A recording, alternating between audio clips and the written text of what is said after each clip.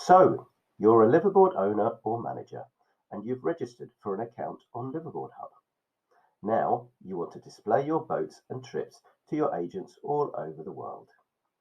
Well, via a series of short help videos, we are going to talk you through the steps to get you up and running in no time. In this first video, we are going to begin by creating a fleet profile. So if you're ready, let's get started. The first thing you need to do is visit the Liveaboard Hub website at liveaboardhub.com. That will take you to this home screen. From here, click Login in the top right and log in using the details you used to register. If you have not yet registered, then you will need to register as a new user here first. We've created a fictitious fleet called Demo Liveaboards and an associated account, so we'll go ahead and log in with those details. That takes us to this page, which is our fleet dashboard, our home page for Liveaboard Hub. And the first thing we're going to do is to create a fleet profile.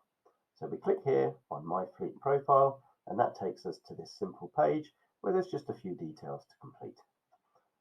First of all, we need to add a website.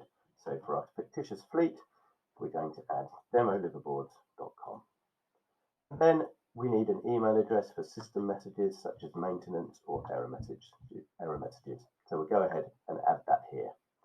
Then we can add a logo. This should be a smaller file size of less than half a megabyte. If you add a file that's too large, then you simply get an error message here. So we'll go ahead and we'll add our logo for our fleet. We'd recommend here to maybe use the logo from your own website, which should already be a small file size and optimized for the web. Then we need to complete some address details below. So we need to create a contact person for our new fleet. So we're going to create Eric Smith, and we're going to give him a contact email address. And then we need to create the physical address for the office. So we are going to put ourselves in Indonesia for our fictitious liveaboard. So we'll go ahead and pop these details in here. We need a postcode as well. And then we need to select our country.